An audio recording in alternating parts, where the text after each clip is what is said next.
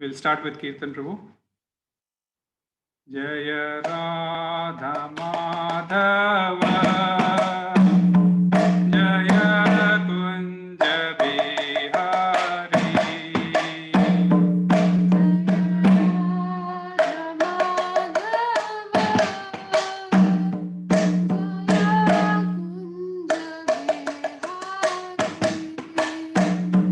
Jaya Gopi Jana Vallabha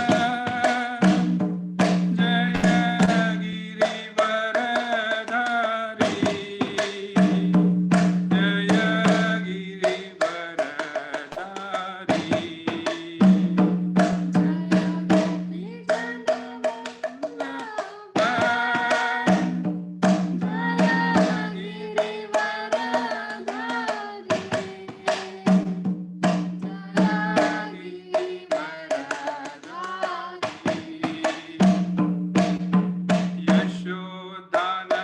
Yashodanandana Braj Jana Ranjana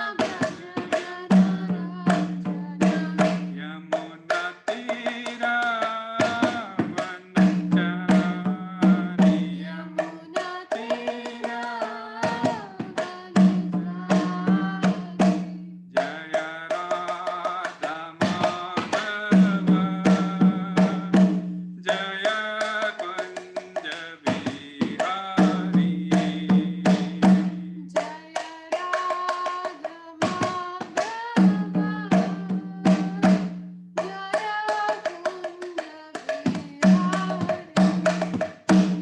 Hare Krishna, Krishna Krishna, Hare Hare, Hare Rama, Rama Rama, Hare Hare, Hare Krishna, Krishna Krishna, Hare Hare, Hare Rama, Rama Rama, Hare Hare, Hare Krishna, Krishna Krishna, Hare Hare, Hare Ram, Ram Ram, Hare Hare.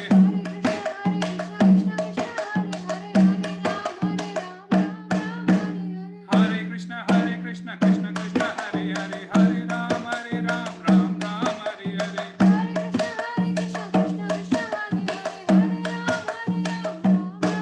Hare Krishna, Krishna Krishna, Hare Hare, Hare Rama, Rama Rama, Hare Hare, Hare Krishna, Krishna Krishna, Hare Hare, Hare Rama, Rama Rama, Hare Hare. Jaya Prabhupada, Jaya Prabhupada, Jaya Prabhupada, Srila Prabhupada, Jaya Prabhupada,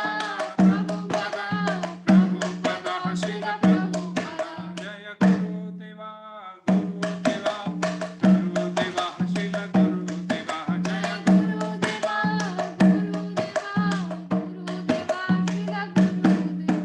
Nitai Gaura Hari Bol, Hari Bol, Hari Bol, Nitai Gaura Hari Bol.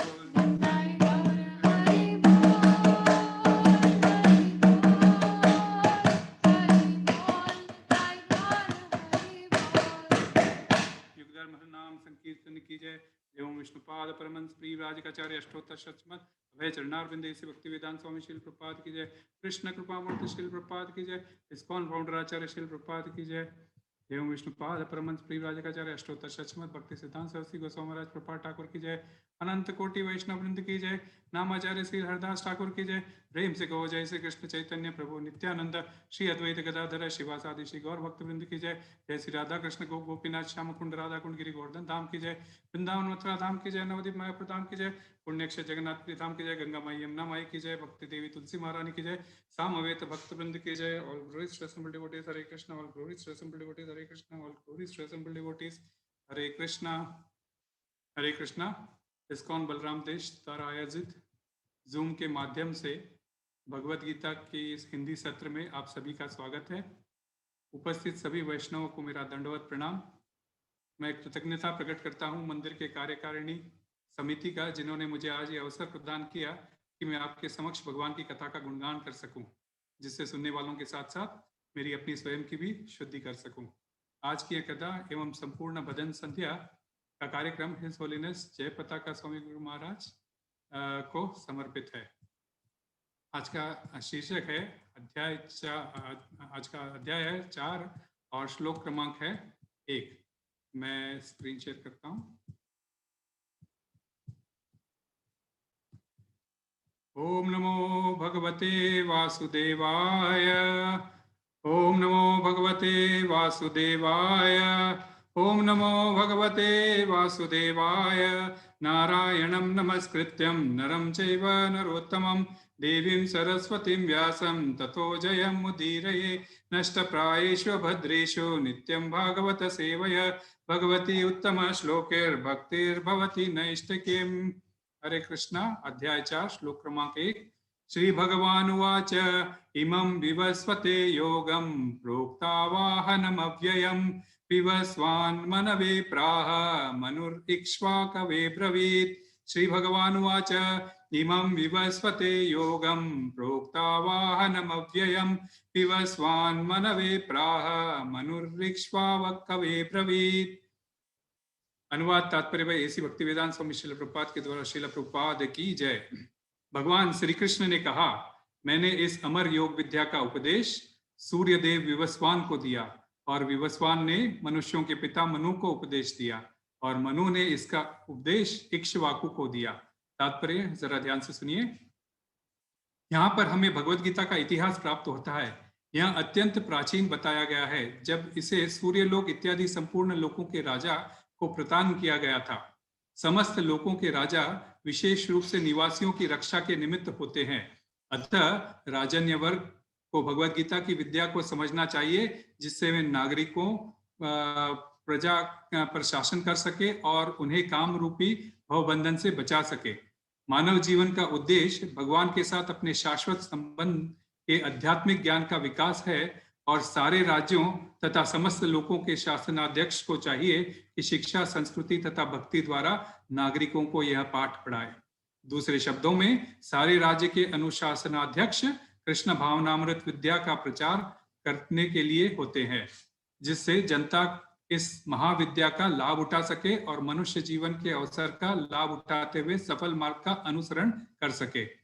इस मनवंतर में सूर्यदेव विवस्वान कहलाता है, यानी सूर्य का राजा, जो सौर मंडल के अंतर्गत समस्त ग्रहों लोकों का उद्गम है। ब्रह्म संहिता के 5.52 में कहा गया है, यच्चक्षुरेश सविता सकल ग्रहाणाम राजा समस्त सुरमूर्तिरशेष तेज यस्याग्नया भ्रमति संवृत काल चक्रो गोविंदमादि पुरुषम तमहं भजामि। ब्रह्मा जी ने कहा, मैं उन श्री भगवान गोविंद की पूजा करता हूँ जो आदि पुरुष है और जिनके आदेश से समस्त लोकों के राजा सूर्य प्रभुत शक्ति तथा उष्मा धारण करता है। यह सूर्य भगवान के नेत्र तुल्य है और यह उनकी आज्ञा अनुसार अपनी कक्षा को तय करता है। सूर्य सभी लोगों के राजा है तथा सूर्य देव विवस्वान सूर्य ग्रह पर शासन करता है, जो उष्मा तथा प्रकाश प्रदान करने अन्य समस्त लोगों को अपने नियंत्रण में रखता है। सूर्य कृष्ण के आदेश पर घूमता है और भगवान कृष्ण ने विवस्वान को भगवत गीता की विद्या समझाने के लिए अपना पहला शिष्य चुना। अतः गीता किसी मामूली सांसारिक विद्यार्थी के लिए नहीं, कोई काल्पनिक भाष्य नहीं, अपितु ज्ञान का मानक ग्रंथ है जो अनंत काल से चला आ रहा है। महाभारत में शांति पर्व में 348.51-52 में हमें गीता का इतिहास इस रूप में प्राप्त होता है। त्रेता युगादौ चो तथौ विवस्वान मनवे तदौ मनुष्य लोक प्रत्यर्थम सुतायक्ष्वा कवेदो इक्ष्वाकुणाम च कथितो व्याप लोकानवस्थित। त्रेता युग के आदि में विवस्वान ने परमेश्वर संबंधी इस विज्ञान का उपदेश मनु को दिया और मनु ने जनक मनु ने इसे अपने पुत्र इक्ष्वाकु को दिया। इक्ष्वाकु इस पृथ्वी के शासक थे और उस रघुकुल के पूर्वज थे जिनमें भगवान राम ने अवतार लिया। इससे प्रमाणित होता है कि मानव समाज में महाराज इक्ष्वाकु के काल से ही भगवत गीता विद्यमान थी। इस समय कलयुग के केवल 5000 वर्ष व्यतीत हुए हैं, जबकि इसकी पूर्ण आयु 4,32,000 वर्ष की है। इससे पूर्व द्वापर युग 8 लाख वर्ष था और इससे भी पूर्व त्रेता युग 12 लाख वर्ष था। इस समय लगभग 20,05,000 वर्ष पूर्व मनु ने अपने शिष्य तथा पुत्र इक्ष्वाकु से जो इस पृथ्वी के राजा थे श्रीमद् भगवत गीता कही। वर्तमान मनु की आयु लगभग 30 करोड़ 53 लाख वर्ष अनुमानित की जाती है, जिसमें से 12 करोड़ 4 लाख वर्ष बीत चुके हैं। यह मानते हुए कि मनु के जन्म के पूर्व भगवान ने अपने शिष्य सूर्यदेव विवस्वान को गीता सुनाई, मोटा अनुमान यह कि गीता कम से कम 12 करोड़ 4 लाख वर्ष पहले कही गई और मानव समाज में यह 20 लाख वर्षों से विद्यमान रही। इससे भगवान ने लगभग 5000 वर्ष पूर्व अर्जुन से पुनः कहा। गीता के अनुसार ही तथा इसके वक्ता श्री कृष्ण भगवान श्री कृष्ण के कथन के अनुसार यह गीता के इतिहास का मोटा अनुमान है। सूर्यदेव विवस्वान को इसीलिए गीता सुनाई गई क्योंकि वे क्षत्रिय थे और उन समस्त क्षत्रियों का जनक है जो सूर्यवंशी है।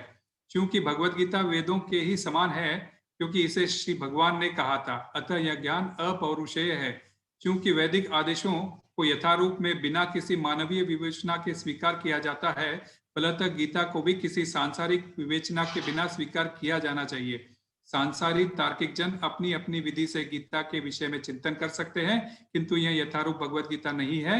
अतः भगवत गीता को गुरु परंपरा के यथारूप में ग्रहण करना चाहिए। यहाँ पर यह वर्णन हुआ है कि भगवान ने इसे सूर्यदेव से कहा, सूर्यदेव ने अपने पुत्र मनु से और मनु ने अपने पुत्र इक्ष्वाकु से कहा। ओम अज्ञानतिमिरान्धस्य ज्ञानाञ्जनशलाकया चक्षुरुन्मीलितं येन तस्मै श्री गुरुवे नमः। श्री चैतन्य मनोभीष्टं स्थापितं येन भूतले स्वयं रूप कदा मह्यं ददाति स्वपदान्तिकं। वन्देऽहं श्रीगुरुं श्रीयुतपदकमलं श्रीगुरुं वैष्णवांश श्रीरूपं साग्रजातं सहगणा रघुनाथान्वितं तं सजीवं साद्वैतं सावधूतं परिजनसहितं कृष्णचैतन्यदेवं श्रीराधा कृष्णपादान् सहगणा ललितां श्रीविशाखान्वितांश्च। हे कृष्णा करुणा सिंधो दीनबंधो जगत्पते गोपेश गोपिका कांत राधा कांत नमोस्तुते। तप्त कांचन गौरांगी राधे वृंदावनेश्वरी वृषभानुसुते देवी प्रणमामि हरिप्रिये। वाञ्छा कल्पतरुभ्यश्च कृपा सिन्धुभ्यैव च पतितानां पावनेभ्यो वैष्णवेभ्यो नमो नमः। जय श्री कृष्ण चैतन्य प्रभु नित्यानंद श्री अद्वैत गदाधर श्रीवासादि गौर भक्त वृंदा। हरे कृष्णा कृष्णा कृष्णा हरे हरे, हरे राम राम राम हरे हरे। हरे कृष्णा। अध्याय 4 जिसका शीर्षक है दिव्य ज्ञान। इस अध्याय का पिछले अध्याय से कनेक्शन कुछ इस प्रकार है, क्योंकि ये कंटिन्यूएशन है भगवत गीता, तो कनेक्शन कुछ इस प्रकार है। अध्याय 3 के अंतिम श्लोकों में कृष्ण ने समझाया कि किस तरह काम रूपी शत्रु हमारे दिव्य ज्ञान को ढक देता है और न चाहते हुए भी हमसे पाप कर्म करवाता है। फलस्वरूप हमें कर्म बंधन प्राप्त होता है। हमने यह भी समझा था कि कैसे निष्काम कर्म द्वारा इस दिव्य ज्ञान को प्राप्त किया जा सकता है। हमें कैसे सकाम कर्म को निष्काम कर्म में परिवर्तित करना है, कैसे हमें बुद्धि योग का इस्तेमाल करके अपने काम रूपी वासनाओं पर विजय पाना है, और ऐसा करने से हमारी चेतना कैसे धीरे धीरे शुद्ध होने लगती है, हम रजोगुण से सतोगुण की ओर अग्रसर होने लगते हैं। ये सब हमने पिछले अध्याय में देखा था। दरअसल तीसरे अध्याय की शुरुआत ही होती है अर्जुन के प्रश्न से कि हे केशव, आप मुझे युद्ध रूपी घोर कर्म में क्यों लगा रहे हो, और आप निश्चित करके मुझे उपदेश दीजिए कि मेरे लिए क्या बेस्ट है जो जिससे मेरा कल्याण के मार्ग की मुझे प्राप्ति होगी। इसका उत्तर भगवान ने अर्जुन को पिछले अध्याय में दे दिए थे कि युद्ध ये घोर कर्म नहीं अपितु उनकी प्रसन्नता के लिए किया गया कर्म है।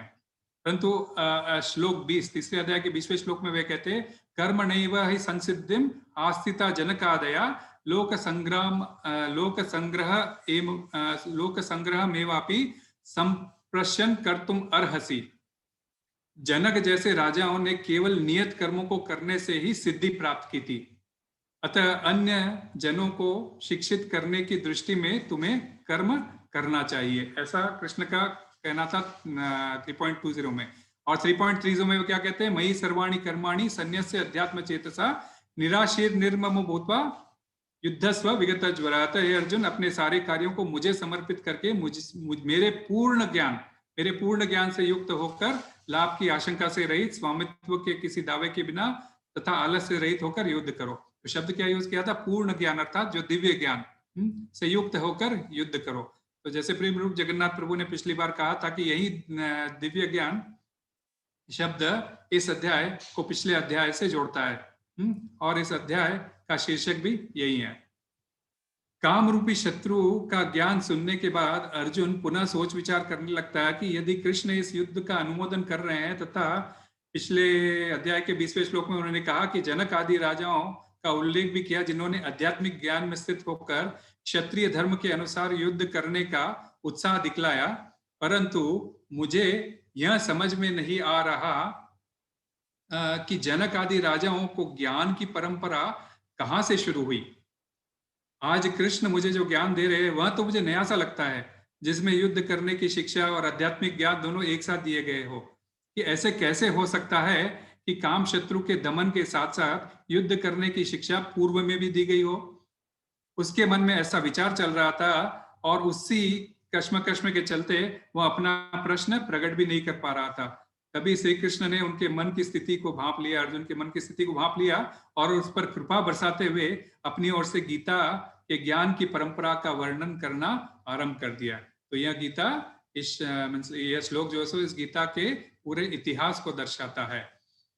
श्री भगवानुवाच इमं विवस्वते योगं प्रोक्तावाहनम् अव्ययम् विवस्वान् मनवे प्राह मनुरिक्ष्वाकवे ब्रवीत। ये श्लोक है, भगवान कह रहे हैं कि मैंने इस अव्यय योग प्रोक्तावान हम अव्ययम, तो ये अव्यय योग मतलब कि अविनाशी योग, ये अविनाशी ज्ञान को मैंने पहले विवस्वान सूर्य को दिया था और फिर सूर्य ने अपने पुत्र मनु को और मनु ने इक्ष्वाकु को दिया था। अर्थात यह ज्ञान कोई नया ज्ञान नहीं है जो आज अर्जुन जैसे समझ रहा था, ये कोई नया ज्ञान नहीं है, ये तो सब पहले भी कृष्ण कह चुके थे। तो आइए समझने की कोशिश करते कब और कहां कैसे कहे थे। तो पहले जब ये श्लोक की शुरुआत होती है भगवान वाच है, तो भगवान का डेफिनेशन आज मुझे देने की, हम लोग सब जानते हैं भगवान श्री कृष्ण को कहते हैं 22 दिसंबर 1974 में बंबई में एक बार श्रील प्रभुपाद एक बार प्रवचन ले रहे थे, तो उन्होंने कहा हम भगवान शब्द की व्याख्या अनेक बार कर चुके हैं। भगवान एक व्यक्ति है, यदि वे व्यक्ति ना होते तो कहने की बात ही नहीं होती। तो जब ये भगवान वाच है तो भगवान कह रहे हैं तो वे समझना चाहिए कि वे एक व्यक्ति है और वे हमसे कहना चाह रहे हैं। तो समझना है कि ज्ञान के स्रोत स्वयं भगवान है और वे ही इसके मूल कारण भी है। भागवतम में एक शब्द आता है हम एवा समेवाग्रे, अर्थात सृष्टि के पूर्व मैं था। जब वे कहते हैं कि मैं था, इसका मतलब ये अर्थ नहीं है कि वे अकेले थे। जैसे वृंदावन लीला में कृष्ण होते हैं तो कृष्ण अकेले नहीं होते, उनके साथ में राधा रानी, गोपियां और अनेक गोप मित्र भी उनके साथ होते हैं, है ना। तो उसी तरह ब्रह्म संहिता खुद कहती है चिंतामणि प्रखर सद्म शुकल्प वृक्ष लक्षावृतेषु सुरभिरभिपालयन्तम् लक्ष्मी सहस्रत संभ्रम सेव्यमानम् गोविंदमादि पुरुषम तमहं भजामि। मैं उन आदि पुरुष भगवान गोविंद का भजन करता हूं जो लाखों कल्प वृक्षों से घिरे हुए चिंतामणि से निर्मित भवन में कामधेनु गायों का पालन पोषण करते हैं, जो असंख्य लक्ष्मियों द्वारा सदैव प्रगाढ़ आदर और प्रेम सहित सेवित है। इसी प्रकार ये श्लोक क्या अनेक सैकड़ों श्लोकों से सिद्ध होता है कि केवल कृष्ण ही आदि पुरुष भगवान है। कृष्णस्तु भगवान स्वयं, एक और भागवतम में एक श्लोक आता है। गोलोक वृंदावन उनका आध्यात्मिक जगत में जो कि हाईएस्ट सर्वोच्च लोक है, वहां वो निवास करते हैं। तो इस श्लोक में वे हमें 3 अत्यंत महत्वपूर्ण ऐतिहासिक शिक्षाएं दे रहे हैं, जिसे हम हिस्टोरिकल लेसन्स कहते हैं। कि ये शिक्षाएं क्या है, मैंने ये अविनाशी योग सूर्य को दिया, दूसरा सूर्य ने मनु से कोई योग दिया और मनु ने इक्ष्वाकु को ये योग दिया। तो हम समझने की कोशिश करते हैं। एवं विवस्वते योगम प्रोक्ता वाहनम अव्ययम, तो इस अविनाशी योग को विवस्वान अर्थात सूर्य देव को दिया गया। तो यहाँ पर भगवान जिस विवस्वान सूर्य की बात कर रहे हैं वे एक व्यक्ति अवश्य है, परंतु वे न तो इस पृथ्वी पर रहने वाले में से कोई व्यक्ति है, न ही मनुष्य उन्हें कहा जा सकता है। मनुष्य किसे कहते हैं? मनु की संतान को, या जिसने मनु के वंश में जन्म लिया हो उसे हम मनुष्य कहते हैं। परंतु सूर्य देव तो मनु के पिता है। हम सभी जानते हैं श्री कृष्ण ने अर्जुन के इस गीता का उपदेश कब शुरू किया था? कुरुक्षेत्र के महाभारत के युद्ध के प्रारंभ होने से पूर्व, सूर्य उदय होने से पहले सभी सेनाओं ने अपनी अपनी पोजीशन जमा ली थी, और जैसे ही सूर्य उदय हुआ उसकी पहली किरण के साथ अर्जुन ने कहा कृष्ण हे केशव मेरे रथ को दोनों सेनाओं के बीच में ले चलिए। उन्हीं सूर्य देव के विषय में आज कृष्ण कह रहे हैं कि मैंने यह ज्ञान पहले सूर्य को दिया। ऐसा कहकर कृष्ण अर्जुन के मन में एक महान आश्चर्य उत्पन्न कर रहे हैं कि वे उन सूर्य, अर्जुन सोच रहा है कि क्या सूर्य देव मेरे मित्र सखा कृष्ण को उपदेश कैसे दे सकते हैं। तो इस बात से हमें क्या सीखने मिलता है कि कृष्ण तथा उनके मुखारबिंद से कहे जाने वाली गीता की विद्या का हमें इंपॉर्टेंस समझ में आता है, मीन्स उसका महत्व हमें ज्ञात होता है। हम सभी जानते हैं किसी भी विद्या में श्रेष्ठ और प्रभावशाली पुरुष का नाम लेने से उस विद्या की महिमा प्रकट होती है और इसी कारण दूसरे लोग भी उसे वैसा करने के लिए उत्साहित होते हैं। जैसे क्रिकेट पर चर्चा चल रही हो तो कोई भी सचिन तेंदुलकर का नाम अवश्य लेगा, वैसे ही विवस्वान सूर्य का नाम लिया गया है जिससे यह ज्ञान की महिमा प्रकट होती हो। यद्यपि श्री कृष्ण परमेश्वर है, उनके समान अथवा उनसे बढ़कर कोई नहीं है, अतः उनका दिया हुआ गीता का उपदेश भी सर्वोच्च है। परंतु श्री कृष्ण यहाँ पर मनुष्य की लीला में अर्जुन के साथ में लीला कर रहे हैं। अर्जुन का ज्ञान श्री कृष्ण की योग माया से ढका हुआ है। जिस सूर्य से संपूर्ण जगत प्रकाशित होता है तो उन्हें कृष्ण ने यह महिमा में ज्ञान दिया कैसे, ऐसा अर्जुन मन में विचार कर रहा था। तो सूर्य की महिमा जरा समझने की कोशिश करते हैं थोड़ी सी। भागवतम के 5वें स्कंद में 21वें अध्याय में सूर्य देव के रथ का वर्णन आता है। सुखदेव गोस्वामी परीक्षित महाराज से कहते हैं, हे राजन, अंतरिक्ष के मध्य भाग में ताप उत्पन्न करने वाला समस्त ग्रहों का राजा परम तेजवान सूर्य है, जो अपने प्रकाश से समस्त ब्रह्मांड को तप्त करते हैं। यह समस्त जीवात्माओं को प्रकाश प्रदान करता है जिससे वे जो है सो देख पाते हैं। यदि सूर्य ना हो तो हमारी आंखें किसी काम की नहीं है, यदि रोशनी ना हो तो ये कुछ काम की नहीं, हम कुछ देख नहीं पाएंगे। तो यह सूर्य भगवान के आज्ञा अनुसार विभिन्न गतियों से घूमता हुआ दिन तथा रात को छोटा बड़ा या समान बनाता है। सूर्य का कहने के कहते हैं सूर्य एक मुहूर्त में, अर्थात एक मुहूर्त का मतलब 48 मिनट में 34,08,000 योजन की दूरी तक की यात्रा तय करता है और एक योजन में 12 किलोमीटर होता है। आप कैलकुलेट कर लीजिए 34,08,000 योजन कितना लंबा किलोमीटर होता है। इसकी गति कुछ इस प्रकार भी है। सूर्य की गति किस प्रकार है? एक सेकंड में 14,170 किलोमीटर की यात्रा एक सेकंड में करते हैं। आज के विज्ञान में अभी तक कोई ऐसा यान नहीं बना है जो इतनी तेजी से चल सके और आशा है कि आगे भविष्य में शायद कुछ बन पाए या ना भी बन पाए। सूर्य देव का जो एक रथ का जो एक पहिया, उनका एक ही पहिया, एक ही चक्र है और चक्र को धारण करने वाले एक धुरे का सिरा जो है सो सुमेरु पर्वत की चोटी पर है और दूसरा सिरा मानसोत्तर पर्वत पर टिका हुआ है। इसमें लगा हुआ पहिया कोलू के भांति जो है सो निरंतर मानसोत्तर पर्वत के ऊपर चक्कर लगाता रहता है और उनके सारथी का नाम अरुण है। प्रश्न उठ सकता है कि सूर्यदेव का इस रथ पे किसी ने देखा है, कोई साक्ष्य है? हाँ, इस रथ का दर्शन स्वयं हनुमान जी ने किया था। वाल्मीकि रामायण में एक प्रसंग आता है, यहाँ पे उत्तरकांड के 35वें अध्याय, ये उत्तरकांड की बात चल रही है, मींस ऑलमोस्ट जो एंड में 35वें अध्याय में यह वर्णन आता है कि जिस समय हनुमान जी छोटे से बालक थे, वे उगते सूर्य को फल समझकर उसे खाने के लिए आकाश में उछले और सूर्य देव के रथ के निकट पहुंच गए। उस समय उन्हें पता चला कि वह फल न होकर कोई अत्यंत आश्चर्यजनक वस्तु है। सूर्य देव के पास इतनी अधिक नियंत्रण शक्ति है कि वे उनके निकट यदि कोई व्यक्ति पहुंच भी जाए तथा यदि वे उसे न जलाना चाहे तो वह व्यक्ति नहीं जलेगा। सूर्य देव ने उस बालक को, वे जानते थे ये बालक को श्री राम का सेवक जानकर स्नेह पूर्वक उसे रथ में बिठाया था। ये जानते थे कि आगे चल के बालक श्री राम का सेवक होगा। इससे पता चलता है कि सूर्यदेव श्री राम अथवा श्री कृष्ण के भक्त थे। क्योंकि एक भक्त दूसरे भक्त का आदर करता है, इसीलिए सूर्यदेव ने हनुमान जी को जलाया नहीं बल्कि उनके रथ पर बैठने का उनको स्थान दिया। तो सूर्यदेव की महिमा इतनी है कि वे अपना रथ छोड़कर फिजिकली धरती पर भी आ सकते हैं। उदाहरण के तौर पर महाभारत के आदि पर्व के 110वें अध्याय में कुंती महारानी की कथा आती है। जब उन्होंने दुर्वासा मुनि द्वारा दिए गए मंत्र को से सूर्यदेव का आह्वान किया तो वे प्रकट हो गए और फलस्वरूप पुत्र प्राप्ति के रूप में कर्ण का जन्म हुआ। इतना ही नहीं, सूर्यदेव अपने रथ पर बैठे बैठे भी इस पृथ्वी के लोगों से बात कर सकते हैं। यद्यपि पृथ्वी से सूर्यदेव का रथ 1,00,000 योजन दूर है, अर्थात 12 लाख किलोमीटर की ऊंचाई पर है। परंतु पृथ्वी पर स्थित किसी व्यक्ति से यदि वे बात करना चाहे तो वे कर सकते हैं। इसका भी रेफरेंस महाभारत के उद्योग पर्व में इसकी पुष्टि होती है। जब युद्ध प्रारंभ से पूर्व कुंती महारानी ने कर्ण को समझाने के लिए जाती है कि वे उनका पुत्र है और पांडव उनके भाई है, तब और उनसे रिक्वेस्ट करती है कि तुम्हें जो है युद्ध पांडवों की तरफ से करना चाहिए। तब सूर्य देव आकाश में स्थित रहकर ही अपने सूर्य मंडल से ही कर्ण को इस प्रकार कहते हैं, हे नरश्रेष्ठ, कुंती सत्य कह रही है, तुम अपनी माता की आज्ञा का पालन करो जिससे तुम्हारा कल्याण होगा। परंतु हम जानते हैं अज्ञानवश पूर्ण कुंती देवी और सूर्यदेव दोनों की आज्ञा नकार देता है, और इन सभी से यह सिद्ध होता है कि सूर्यदेव सदा जो है सो कृष्ण को समर्पित थे और वे कल्याण के जिज्ञासुओं को श्री कृष्ण की प्राप्ति के उपाय बतलाते रहते हैं समय समय पर।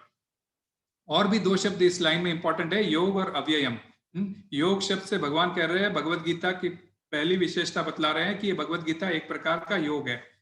योग के अनेक अर्थ है, उसमें से एक अर्थ है कि दो व्यक्ति आपस का मिलना, अर्थात दो व्यक्तियों के बीच में अच्छे संबंध का स्थापित होना।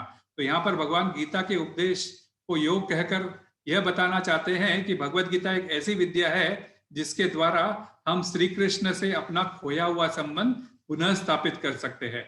और दूसरा शब्द क्या आता है, अव्यय। अव्यय का शब्द प्रयोग करके ये दूसरी विशेषता बतला रहे हैं। अव्यय शब्द का अर्थ है, कई अर्थ है, उसमें से एक अर्थ है अपरिवर्तनशील। अर्थात भगवान यह संदेश दे रहे हैं कि भगवत गीता के संदेशों को कभी बदला नहीं जा सकता। अपने मर्जी के अनुसार लोगों को संदेश बदलने की आदत हो जाती है। श्रीला प्रभुपाद ने अपनी भगवत गीता की प्रस्तावना में लिखते हैं कि बाजार में कई प्रकार की भगवत गीता के तात्पर्य आपको मिल जाएंगे जिसे लोगों ने अपने मन गढ़ंत तरीके से प्रस्तुत किया है, परंतु हमारी भगवत गीता यथारूप है, जिसे श्री कृष्ण ने कहा था बिल्कुल वैसे ही है, उसमें कोई मिलावट नहीं है। तो अव्यय ज्ञान है, इसे ज्ञान को बदला नहीं जा सकता। इसके अलावा भगवत गीता इसी श्लोक के तात्पर्य, श्रील प्रभुपाद इसी श्लोक के तात्पर्य में क्या लिखते हैं कि अतः यह ज्ञान अपौरुषेय है। अपौरुषेय अर्थात कोई साधारण पुरुष द्वारा ये कोई लिखा नहीं गया है, कोई साधारण पुरुष द्वारा ये बोला नहीं गया है। साधारण पुरुष किसे कहते हैं? साधारण पुरुष में चार कमियां होती है, और चार कमियां क्या है? जैसे उसका जीवन बद्ध होता है, जैसे हम सब कंडीशनड है, अपनी मर्जी से हम कुछ डिसीजन नहीं ले सकते हैं लेकिन मार्जिनल, मींस सूक्ष्म आजादी है, हमारे पास पूर्ण आजादी नहीं है। हम भ्रमित होते हैं, दूसरा, और तीसरा हमें धोखा देने की हमें प्रवृत्ति है, और चौथी हमारी इंद्रिया अपूर्ण है। हम दीवार के पीछे क्या हम नहीं देख सकते, हमारी आंखें नहीं देख सकती, परंतु भगवान की आंखें देख सकती है। तो भगवान का यह ज्ञान इसीलिए अपौरुषेय कहलाता है, क्योंकि वैदिक आदेशों को यथारूप में बिना किसी मानवीय विवेचना के स्वीकार किया जाना चाहिए। फलतः गीता की किसी सांसारिक विवेचना के बिना ही इसे ऐसे ही स्वीकार किया जाना चाहिए। संसारी तार्किक जन अपनी अपनी बुद्धि से गीता के विषय में चिंतन कर सकते हैं, किंतु फिर वे यथारूप भगवत गीता नहीं होगी। अतः भगवत गीता को गुरु परंपरा तथा यथारूप एज इट इज हमें ग्रहण करना चाहिए। अगली लाइन क्या आती है? विवस्वान मनवे प्राह। तो सूर्य क्या हो गया? सूर्य, तो विवस्वान मनवे प्राह। तो विवस्वान सूर्य, विवस्वान ने ये ज्ञान मनुष्य के पिता मनु को दिया था। मनवे मतलब मनु के पिता को मनु को दिया था, तो वह भी यथारूप बिना बदले दिया था। श्रीला प्रभुपाद कहा कहते हैं कि जिस प्रकार एक डाकिया आपसे किसी प्रिय व्यक्ति द्वारा भेजा हुआ पत्र अथवा संदेश बिना किसी परिवर्तन के आपके पास पहुंचा देता है। यदि आपने कोई टेलीग्राम भेजा तो टेलीग्राम एज इट इज आपके रिश्तेदारों तक पहुंच जाता है। उसी प्रकार गुरु का कार्य है भगवान कृष्ण का संदेश बिना तर्क के, बिना किसी परिवर्तन के पहुंचाए। तो वैवस्वत मनु विवस्वान सूर्य के पुत्र है। हमें जानना चाहिए प्रत्येक कल्प में, अर्थात ब्रह्मा जी के एक दिन में 14 मनुओं का अधिकार होता है, और उनके अधिकार काल को हम मनवंतर कहते हैं। इस समय 7वें मनवंतर का अवधि चल रहा है, जिसके अधिपति स्वयं वैवस्वत मनु है, जो विवस्वान सूर्य के पुत्र है। वैवस्वत मनु अपने पिछले जन्म की कथा थोड़ी सुन लेते हैं कि वैवस्वत मनु का जन्म उनका श्रीमद् भागवतम के 9वें स्कंद के हिसाब से वर्णन आता है कि चाक्षुष मनवंतर में, जो कि छठा मनवंतर है, सत्यव्रत नाम का महान राजा था। ये जो वैवस्वत मनु थे पिछले जन्म में सत्यव्रत नाम के एक महान राजा थे। वे श्री कृष्ण के परम भक्त थे। उन्होंने केवल जलपान के आधार को अपना आधार बनाकर एक तपस्या की थी, और द्रविड़ देश के वे राजा थे। और उन्होंने श्री कृष्ण का दर्शन मत्स्य मछली के रूप में किया। कथा आप सभी जानते हैं, एक छोटी मछली के रूप में प्रारंभ होकर 100 योजन जितना 1200 किलोमीटर लंबे आकार की वो मछली हो गई। कृष्ण की इस लीला से राजा सत्यव्रत ने पहचान लिया उनको और उन्होंने उस मछली की शरण ले ली।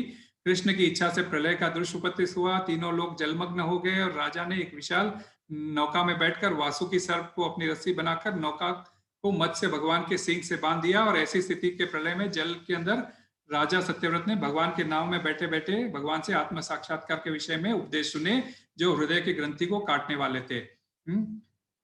तो यही राजा जो है सो आगे चलकर मनवंतर में विवस्वान पुत्र के रूप में उत्पन्न हुए। शंका उठ सकती है कि भाई सत्यवान जब मत्स्य रूपी कृष्ण से उन्होंने गीता सुन ली थी तो फिर वो वैकुंठ क्यों नहीं गए? तो इस शंका का समाधान यह है कि शुद्ध भक्त कृष्ण के शुद्ध भक्त जहां भी हो, चाहे वो वैकुंठ में हो या चाहे वो भौतिक जगत में हो, उनकी स्थिति जो है सो सदा दिव्य ही होती है। उनके 6वें स्कंद के अध्याय में विवस्वान सूर्य की पत्नियों की चर्चा आती है और एक पत्नी का नाम संज्ञा था। संज्ञा ने विवस्वान संज्ञा से जो है सो उनका विवस्वान, जिनको श्राद्ध देव भी कहते हैं, यमराज और जमुना देवी, इन तीनों का जन्म हुआ। और उनकी एक और पत्नी थी जिनका नाम था संध्या, और उनसे जो है सो शनि, सारवाणी नामक 2 पुत्र और ताप्ती नामक एक कन्या हुई थी। तो इस प्रकार विवस्वान सूर्य के 2 पुत्र, विवस्वान को 7वें मनवंतर का अधिपति मिला और सारवणी को 8वें मनवंतर का आधिपत्य मिलेगा। मनु इक्ष्वा कवे ब्रवीत, मनु ने अपने पुत्र इक्ष्वाकु से यह ज्ञान दिया, अर्थात यह ज्ञान का उपदेश इसका जो है सो भागवतम के 9वें स्कंद में विवस्वान अर्थात सूर्य देव के वंश का हमें वर्णन मिलता है। गर्भोदक्षय विष्णु के नाभि से एक कमल उत्पन्न होता है, कमल के ऊपर 4 मुखों वाले ब्रह्मा जी का जन्म होता है और ब्रह्मा जी के मन से मरीचि का जन्म होता है और मरीचि का पुत्र आगे चल कश्यप होता है और कश्यप के द्वारा दक्ष की पुत्री अदिति के गर्भ से विवस्वान सूर्य का जन्म होता है। तो विवस्वान की पत्नी का नाम श्रद्धा है और उनके 10 पुत्र हुए थे। उनका नाम था इक्ष्वाकु, नृग, शर्याति, दिष्ट, दृष्ट, करुष, नरिष्यंत, रुषग्र, नभग और कवि। तो इस मनवंतर के सर्वप्रथम मनुष्य इक्ष्वाकु हुए। तो आप विचार कर सकते हैं, मानव शब्द मनु से उत्पन्न हुआ है, इसीलिए मानवों को मनु का वंशज कहा जाता है। क्योंकि यह सूर्य देव का वंश है, इसको सूर्यवंश भी कहते हैं। और इसी इक्ष्वाकु वंश में रघु नाम के राजा भी हुए थे, जिसके फलस्वरूप इस कुल का नाम रघुकुल भी कहलाया गया था। और इसी कुल में आगे चलकर 58वीं पीढ़ी में श्री राम प्रभु का अवतरण हुआ था। इससे प्रमाणित होता है कि मानव समाज में महाराज इक्ष्वाकु के काल से ही भागवत गीता विद्यमान थी। हम ये समझते 5000 साल पहले नहीं, कलयुग अभी 5000 साल पहले शुरू हुआ है और इसकी पूर्ण आयु तो भी 4,32,000 वर्ष की है। और द्वापर करीब करीब 8,64,000 वर्ष का था और त्रेता युग जो है सो 12,96,000 वर्ष का था। तो लगभग 20,05,000 वर्ष पूर्व मनु ने अपने शिष्य तथा पुत्र इक्ष्वाकु को इस पृथ्वी के राजा को श्रीमद् भगवत गीता कही थी। तो वर्तमान मनु की आयु लगभग 30 करोड़ 53 लाख वर्ष की है और जिसमें से ये 12,04,000 वर्ष अभी बीत चुके हैं। तो यह मीन्स लाइक भगवत गीता की उम्र अभी कोई पूछेगा तो हम कह सकते हैं भगवत गीता कब सुनाई गई थी? 12 करोड़ 4 लाख वर्ष पहले ये जो है सो कही गई थी। ये मोटा मोटा अनुमान है, श्रील प्रभुपाद तात्पर्य में भी लिखते हैं। वास्तव में देखा जाए तो परंपरा फिर गर्भोदक्षय विष्णु से ब्रह्मा जी आए थे, तो ब्रह्मा जी से ये परंपरा शुरू होनी चाहिए थी, परंतु भगवान यहाँ क्या कह रहे हैं, ये परंपरा विवस्वान से शुरू हुई है बतला रहे हैं। तो ये अगले श्लोक में क्लियर हो जाएगा कि भगवान कहते हैं एवं परंपरा प्राप्ति इमं राजर्षय विदु, अर्थात परंपरा का यह ज्ञान राज ऋषियों ने जाना। इस बात से पता चलता है कि भगवान गीता के उस परंपरा का वर्णन कर रहे हैं जो राज ऋषियों की है। ब्रह्मा जी या उनके पुत्र दक्ष प्रजापति वे राजा नहीं थे, केवल आचार्य थे। इसी के लिए उन्हें राज ऋषि नहीं कहा जा सकता। राज ऋषि 2 शब्दों को मिलकर बनता है, राजा और ऋषि। तो यदि गीता का कोई आचार्य राजा के पद पर है तो वह स्वतः राज ऋषि कहलाएगा, क्योंकि उस व्यक्ति में राजा तथा ऋषि दोनों के गुण होते हैं। तो कोई प्रश्न पूछ सकता है भी ब्रह्मा जी और दक्ष प्रजापति राजऋषि क्यों नहीं है? तो इस प्रश्न को समझने के लिए हमें क्या विचार करना होगा? क्या क्या इन दोनों में कोई राजा के गुण थे, या मैं ऐसे कहूं क्या इन दोनों में कोई क्षत्रिय के गुण थे? तो यदि हम उनके चरित्र पर प्रकाश डालते हैं तो हमें पता चलेगा कि वे क्षत्रिय नहीं परंतु ब्राह्मण थे। क्षत्रिय का एक गुण क्या होता है कि युद्ध, अपने शत्रु के साथ युद्ध करना। तो ब्रह्मा जी का जन्म हुआ तब मधु और कैटभ नाम के दो राक्षस असुर थे जो उन्हें डरा रहे थे और उन्होंने उनसे वेद भी छीन लिए थे। तब ब्रह्मा जी जो है सो विष्णु के कमल दंडल के अंदर वो छुपकर अपनी रक्षा के लिए भगवान विष्णु की उन्होंने शरण ली थी, उनसे युद्ध नहीं किया था। ठीक उसी प्रकार दक्ष के जीवन में भी ऐसी कोई घटना हमें सुनने नहीं मिलती है जहां उन्होंने शत्रुओं से लड़ाई की हो। इसीलिए इसमें इन दोनों में अभी कोई क्षत्रिय गुण नहीं थे। तो भगवान अर्जुन को युद्ध में लगाना चाहते थे, इसीलिए वे ऐसे व्यक्तियों का नाम बतलाना चाहते थे जिन्होंने गीता के शिक्षा को प्राप्त किया था और तथा शत्रुओं का वध भी किया था। तो क्या हम देखते हैं विवस्वान सूर्य राजा थे? तो इसकी पुष्टि श्रील प्रभुपाद को जो सो रेफरेंस कोट करके तात्पर्य में कहते हैं 5.52 का, यक्षुरेश सविता सकल ग्रहाणाम राजा समस्त सुरमूर्तिरशेष तेजः यस्याग्नया भ्रमति समृद्ध काल चक्रो गोविंदमादि पुरुषम तमहं भजामि। अर्थात ब्रह्मा जी ने कहा कि मैं उन भगवान गोविंद की पूजा करता हूं जो आदि पुरुष है और जिनके आदेश से मैं समस्त लोगों का राजा सूर्य प्रभुत शक्ति तथा उष्मा धारण करता हूं। ये सूर्य भगवान के नेत्र तुल्य है, ये सूर्य भगवान जो है सो भगवान के नेत्र तुल्य है और उनकी आज्ञा अनुसार ही अपनी कक्षा को तय करते हैं। तो सूर्य सभी ग्रहों के राजा है और सूर्य लोक पर राज करते हैं। अच्छा ठीक है, राजा है वो समझ में आ गया। क्या उन्होंने कभी युद्ध किया था? तो इसका रेफरेंस महाभारत के वन पर्व में मिलता है, जब पांडव वनवास भोगकर 12 वर्ष का 13वें वर्ष की तैयारी कर रहे थे अज्ञातवास की, तब उन्होंने ब्राह्मणों से गुप्त रहने की आज्ञा मांगी और ब्राह्मणों ने उनको आज्ञा भी दी और यह एक श्लोक कोट कर आशीर्वाद भी दिया। उन्होंने कहा एवं विवस्वता तात छन्ने न उत्तम तेजसा निर्धक्ता शत्रव सर्वे वसता भुवि सर्वेश। अर्थात हे युधिष्ठिर, इसी प्रकार विवस्वान सूर्य ने भी पृथ्वी पर गुप्त रूप से निवास करके अपने उत्तम तेज के द्वारा अपने समस्त शत्रुओं को भस्म कर दिया था। तुम भी अज्ञातवास के उपरांत अपने शत्रुओं को इसी प्रकार भस्म कर सकोगे, उन पर विजय पा सकोगे। क्योंकि अर्जुन विवस्वान के विषय में उन ब्राह्मणों के मुख से यह बात सुन चुका था, इसीलिए श्री कृष्ण अर्जुन से कहना चाह रहे थे कि हे अर्जुन, जिस विवस्वान ने अपने शत्रुओं को नष्ट किया था, उस विवस्वान सूर्य को गीता का उपदेश मैंने दिया है, अतः अब तुम्हारी बारी है अर्जुन। अच्छा, विवस्वान का योग हमें समझ में आता है कि आगे मनु भी राजऋषि थे। तो मनु जो 7वें मनवंतर के अधिपति हमने जो अभी सुना था, तो हाँ बिल्कुल वे भी राजऋषि थे, क्योंकि प्रत्येक मनवंतर में विशेष मनु होते हैं और उस मनवंतर के राजा होते हैं तथा उन मनुओं के द्वारा ही ऐसे राजाओं के वंश की स्थापना होती है जो उस पूरे मनवंतर के इस पृथ्वी का पालन करते हैं। भागवतम के 3रे स्कंद के 21वें अध्याय में कर्दम मुनि का एक रेफरेंस आता है। कर्दम मुनि स्वयंभू मनु से कहते हैं। स्वयंभू मनु जो है सो पहले मनु थे। हे राजन, क्या कहते हैं वो? हे राजन मीन्स राजा कह के, क्योंकि राजा मनु राजा होता है। हे राजन, आपका यह भ्रमण निश्चित रूप से सज्जनों की रक्षा तथा असुरों के वध के लिए होता है, क्योंकि आप कृष्ण के पालन शक्ति से आवेशित है। आपको ये जो सो आवेश ना कृष्ण के शक्ति से मिली है। तो यदि आप अपने विजयशील रथ पर उसकी उपस्थिति मात्र से अपराधी भयभीत हो उठते हैं। तो ये बात कर्दम मुनि ने पहले मनवंतर के मनु के लिए कही थी, परंतु ये सभी मनुओं के लिए एप्लीकेबल होती है। तो ये रेफरेंस से आप समझ सकते हो कि सभी मनु जो सो राजा और ऋषि होते हैं दोनों। इस प्रकार कृष्ण अर्जुन से कह रहे हैं, जिस वैवस्वत मनु के वंश में तुमने जन्म लिया है, वे गीता के शिष्य परंपरा के दूसरे आचार्य होते हुए भी शत्रु के साथ युद्ध के लिए तैयार रहते थे। उसी प्रकार तुम्हें भी युद्ध करना चाहिए। एक और क्या, इसका अगले आचार्य कौन थे? इक्ष्वाकु, क्योंकि मनु ने इक्ष्वाकु ये राज दिया। क्या इक्ष्वाकु राजऋषि थे? तो मनु जिनको मीन्स कहा जाता है, इक्ष्वाकु का जन्म मनु के छींकने मात्र से हुआ और वे बचपन से ही अत्यंत वीर थे।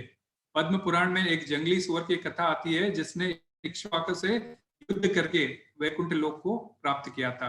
वैकुंठ लोक जनरली मनुष्य शरीर से जो है सो हमें होकर जाना पड़ता है, परंतु पद्म पुराण में कथा आती है जिसमें एक जंगली सुअर ने जो है सो उनसे युद्ध करके अपने वैकुंठ लोक को प्राप्त किया था।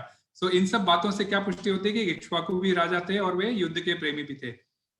इसके अलावा महाराज इक्ष्वाकु के एक और बहुत इंपॉर्टेंट पॉइंट था, उन्होंने गीता के बताई गई जो शिक्षाएं हैं उसके अनुसार उन्होंने अपना प्राण त्यागा था। भागवतम के 9वें स्कंद में 6वें अध्याय के 10वें श्लोक में श्रील सुखदेव गोस्वामी बताते हैं कि वशिष्ठ मुनि के साथ श्री कृष्ण की चर्चा करते हुए इक्ष्वाकु ने अपने प्राण त्यागे थे और वे वैकुंठ को प्राप्त हुए थे। क्यों ना हो, भगवत गीता में भगवान कहते हैं अंत काले च मामेव स्मरन् मुक्त्वा कलेवरम यह प्रयाति समद्भावम यात्री नास्त्यत्र संशय। जीवन के अंत काल में जो केवल मेरा स्मरण करते हुए शरीर का त्याग करता है वह तुरंत मेरे स्वभाव को प्राप्त करता है, इसमें रंच मात्र भी संदेह नहीं है। तो गीता की इन शिक्षाओं के आधार पर ही महाराज इक्ष्वाकु ने शरीर छोड़ा, तो उनका दान प्राप्त किया। तो श्रीला प्रभुपाद क्या कहना चाहते हैं इस श्लोक में, हमें भगवद गीता का एक इतिहास बताते हैं और यह अत्यंत प्राचीन है, यह बताते हैं। और सूर्य लोक इत्यादि संपूर्ण लोकों के राजा को यह प्रदान किया गया था और उनका क्या कर्तव्य है। उन लोगों के राजा विशेष रूप से निवासियों की रक्षा के लिए निमित्त होते हैं। राजा किसके लिए होता है? प्रजा के रक्षा के लिए। अतः राजन्य वर्ग को भगवद गीता की विद्या को समझना चाहिए जिससे वे प्रजा पर शासन कर सके और उन्हें काम रूपी भवबंधन से बचा सके। राजा का बहुत प्राइम कर्तव्य है कि प्रजा को जो है सो अपने समय समय पर मार्गदर्शन करे। मानव जीवन का उद्देश्य भगवान के साथ अपने शाश्वत संबंध को आध्यात्मिक ज्ञान के विकास की ओर बढ़ाना है और सारे राज्यों तथा समस्त लोगों के शासनाध्यक्ष को चाहिए कि शिक्षा, संस्कृति तथा भक्ति द्वारा नागरिकों को यह पाठ पढ़ाया जाए। दूसरे शब्दों में राज्य के शासनाध्यक्ष कृष्ण भावनामृत विद्या का प्रचार करने के लिए होते हैं जिनसे जनता इस महाविद्या का लाभ उठा सके और मनुष्य जीवन के अवसर का लाभ उठाते हुए सफल मार्ग का अनुसरण कर सके। तो श्रीला प्रभुपाद की इन बातों से क्या निष्कर्ष निकलता है कि प्राचीन राजाओं ने इसी गीता की शिक्षाओं को प्राप्त करके कृष्ण भावनामृत धर्म की स्थापना करने के लिए सभी किए एवं युद्ध भी किया। अतः अर्जुन, तुम भी कृष्ण भावनामृत स्थापना में अपना कर्म करो अर्थात युद्ध करो। तो यहाँ पे समय हो रहा है, मैं अपने बातों को विराम देने से पूर्व जस्ट मैं एक रिकैप ले लेता हूँ। 2-3 मिनट है, 8:20 तक मुझे क्लास लेनी है। तो आज के श्लोक में हमने क्या देखा कि भगवद गीता का महत्व समझा, कैसे दिव्य ज्ञान शिष्य परंपरा के माध्यम से विवस्वान को दिया और फिर विवस्वान से आगे अन्य राजाओं को दिया। और इसकी प्रामाणिकता के रेफरेंसेस पे हमने कई एग्जाम्पल से इसको जो है सो समझने की कोशिश की थी, और इंक्लूडिंग ब्रह्म संहिता का श्लोक वगैरह। और यह श्लोक भगवद गीता के इतिहास को दर्शाता है। मानव सभ्यता महाराज इक्ष्वाकु के समय से ये भगवद गीता कही गई थी और ये मानव समाज में 20 लाख वर्षों से भी ऊपर से चलती आ रही है। और जब ये ज्ञान सूर्य को दिया था तो भगवद गीता जो है सो 12 करोड़ 4 लाख साल पहले सबसे पहले कही गई थी और 5000 साल पूर्व अर्जुन को पुनः कही गई थी। ताकि ये दिव्य क्यों इसका कारण अगले श्लोक में आ जाएगा कि एक लंबे कालखंड के अंतराल में यह विद्या कहीं लुप्त हो गई थी, इसीलिए कृष्ण ने वापस अर्जुन के थ्रू हमें ज्ञान दिया था। भगवान स्वयं ये ज्ञान दे रहे हैं, इसीलिए यह अपौरुषेय ज्ञान है। और अपौरुषेय का हमने मतलब भी समझा था कि 4 प्रकार की अपूर्णताओं से भिन्न। तो भगवान की कोई अपूर्णता नहीं होती है, मानवों के पास 4 प्रकार की अपूर्णताएं होती है। और भगवद गीता ज्ञान की यह परंपरा राज ऋषियों को देने से मुख्य उद्देश्य क्या था? प्रजा की रक्षा करना, उनको भगवत मार्ग पर चलने का प्रोत्साहन देना और कृष्ण भावनामृत धर्म की स्थापना के लिए कार्य करना, यदि आवश्यक हो तो समय पर युद्ध भी करना एवं मानव जीवन को सफल बनाना। यही संदेश कृष्ण अर्जुन के थ्रू हम सभी को दे रहे हैं, जिसे हमें अपने जीवन में ग्रहण करना चाहिए और अपने जीवन में उतारना चाहिए। इसी के साथ मैं अपनी वाणी को विराम देता हूँ और भजन संध्या कार्यक्रम के लिए मैं देख रहा हूँ सभी लोग तैयार है, तो मैं अपनी वाणी को यहीं विराम देता हूँ। हरे कृष्ण, धन्यवाद, प्रणाम।